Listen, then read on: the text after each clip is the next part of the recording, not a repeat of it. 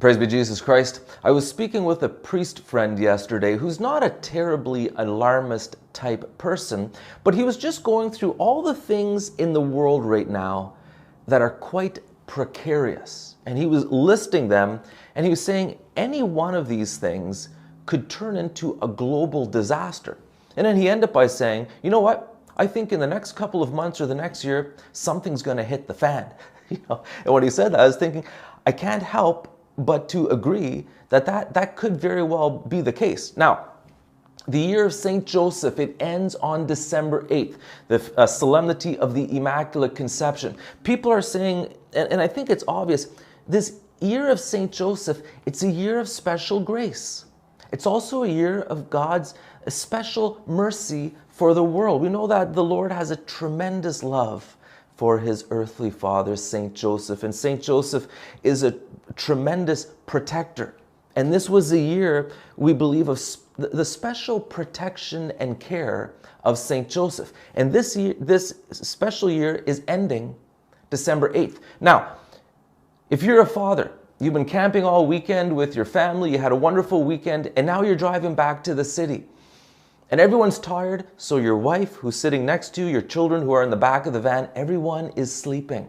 They're sleeping because they're at peace. They're confident that their dad, her husband, is awake and it's safe in the van with him. Now, you're the dad. You're getting sleepy. You're starting to nod off. You cannot fall asleep on the wheel.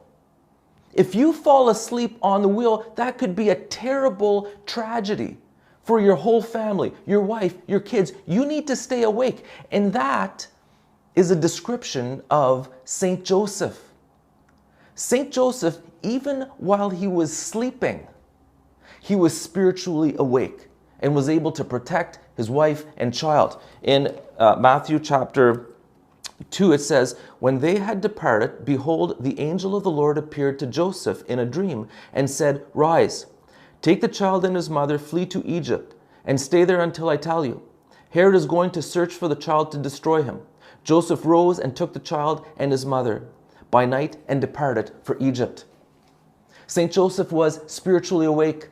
There are too many people, including fathers, men, who are caught up in the distractions of the world and are not spiritually awake. And you need to be spiritually awake. Now, I recommend a book every month. The book I'm recommending for the month of November, because we're leading up to December 8th, last chance, is my little book on St. Joseph, St. Joseph the Protector. This is an entrustment to St. Joseph, a 9-day preparation for entrustment to St. Joseph. Some people say, well, there's not a lot in Scripture about St. Joseph. That's not true.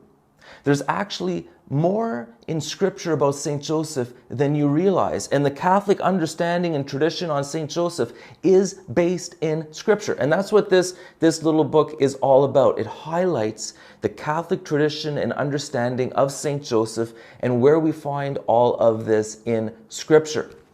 And what I want you to do, if you haven't done so yet, before this year of grace and mercy, this year of St. Joseph ends, I want you to entrust yourself to St. Joseph.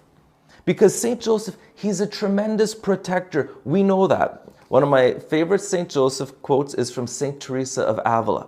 She said, I do not remember that I ever asked St. Joseph at any time for anything which he did not obtain for me. So, November, the book is St. Joseph the Protector. It's available on Amazon in English, Vietnamese, in Espanol. We're working on the French translation.